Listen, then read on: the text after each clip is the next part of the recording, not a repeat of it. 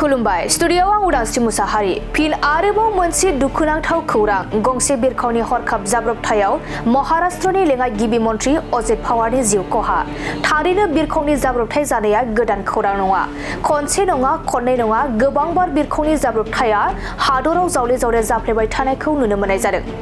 बेफोरबादि बिरखं जाब्रबथायजों गोबां सुबुंनि जिउआ खहा जादों आरो गोबां सुबुंफोरनि सिमाङा लामा ससेयावनो आद्रा जानानै थानांदों नंगौ फिन आरोबाव गंसे बिरखंनि जाब्रबथाय खौरांनि गेजेरजों मिथिनो मोननाय बायदिब्ला महाराष्ट्रनि बारामतीआव VTSSK रेजिस्ट्रेशन नम्बर थानाय गंसे बिरखंआ हरखाबै जाब्रबथाय जायो जाय जाब्रबथायाव महाराष्ट्रनि लेङाइ गिबि मन्थ्रि अजित पावारजों लोगोसे बिरखंआव थानाय साब्रै सुबुंनि जिउ खहा जायो फिन आरोबाव मोनसे दुखुनांथाव खौरां गंसे बिरखंनि हरखाब जाब्रबथायाव महाराष्ट्रनि लेङाइ गिबि मन्थ्रि अजित पावारनि जिउ खहा थारैनो बिरखंनि जाब्रबथाय जानाया गोदान खौरां नङा खनसे नङा खननै नङा गोबांबार बिरखंनि जाब्रबथाया हादराव जावले-जावले जाफ्लेबाय थानायखौ नुनो मोननाय जादों बेफोरबादि बिरखं जाब्रबथायजों गोबां सुबुंनि जिउआ खहा जादों आरो गोबां सुबुंफोरनि सिमाङा लामा ससेयावनो आद्रा जानानै थानांदों नंगौ फिन आरोबाव गंसे बिरखंनि जाब्रबथाय खौरांनि गेजेरजों मिथिनो मोननाय बायदिब्ला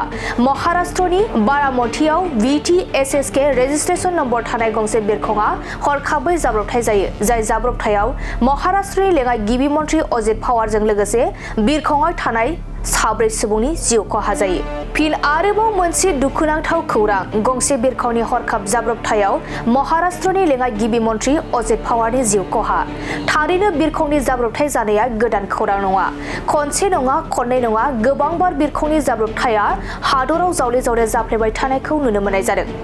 बेफोरबादि बिरखं जाब्रबथायजों गोबां सुबुंनि जिउआ खहा जादों आरो गोबां सुबुंफोरनि सिमाङा लामा ससेयावनो आद्रा जानानै थानांदों नंगौ फिन आरोबाव गंसे बिरखंनि जाब्रबथाय खौरांनि गेजेरजों मिथिनो मोननाय बायदिब्ला महाराष्ट्रनि बारामतीआव VTSSK रेजिस्ट्रेशन नम्बर थानाय गंसे बिरखंआ हरखाबै जाब्रबथाय जायो जाय जाब्रबथायाव महाराष्ट्रनि लेङाइ गिबि मन्थ्रि अजित पावारजों लोगोसे बिरखंआव थानाय साब्रै सुबुंनि जिउ खहा जायो।